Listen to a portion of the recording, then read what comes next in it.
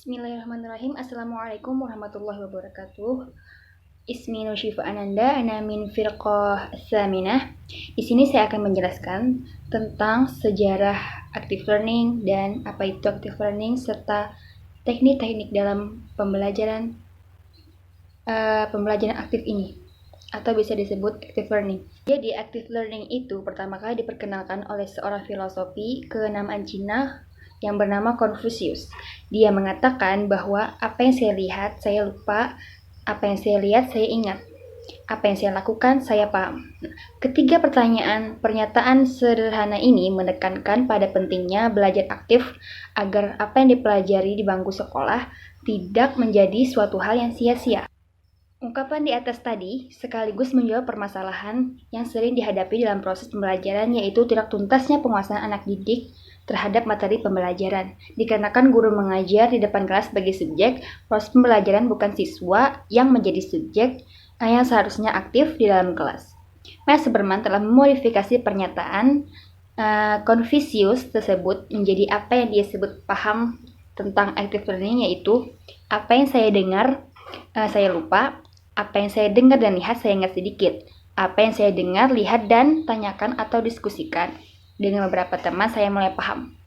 Apa yang saya dengar, lihat, diskusikan, dan lakukan, saya memperoleh pengetahuan dan keterampilan. Apa yang saya ajarkan pada orang lain, saya menguasainya. Berdasarkan hasil modifikasi dan penyempurnaan pernyataan Confucius di atas, dapat dipahami bahwa konsep active learning itu, active learning Max Superman tadi, menghendaki peran serta peserta didik yang tidak hanya mendengar, melainkan juga melihat supaya lebih paham.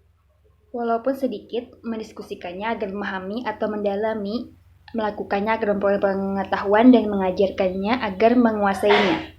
Jadi, strategi active learning ini adalah sebuah perencanaan untuk mencapai tujuan dengan cara apapun yang tidak akan membuat peserta didik jenuh berada di dalam kelas, serta memberikan peranan aktif kepada seluruh peserta didik.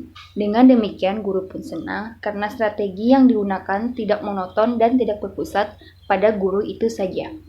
Jadi, maksud dari active learning ini adalah menghendaki peserta didik itu tidak hanya diam dalam kelas mendengarkan, tetapi juga aktif dalam pembelajaran dan bisa mendiskusikannya. Active learning ini merupakan salah satu strategi partisipasi peserta didik sebagai subjek didik secara optimal, sebagai peserta didik mampu merubah dirinya atau tingkah laku cara berpikirnya dan bersikap secara lebih efektif atau lebih aktif. Dan pada hakikatnya, konsep ini adalah mengembangkan keaktifan proses belajar mengajar, baik dilakukan guru atau siswa. Jadi dalam active learning ini tampak jelas adanya guru aktif mengajar di satu pihak dan siswa aktif belajar di lain pihak. Misalnya saja sebagai contoh, guru memberi sebuah pernyataan, lalu guru mendengarkan pendapat-pendapat dari siswa tentang pernyataan tersebut.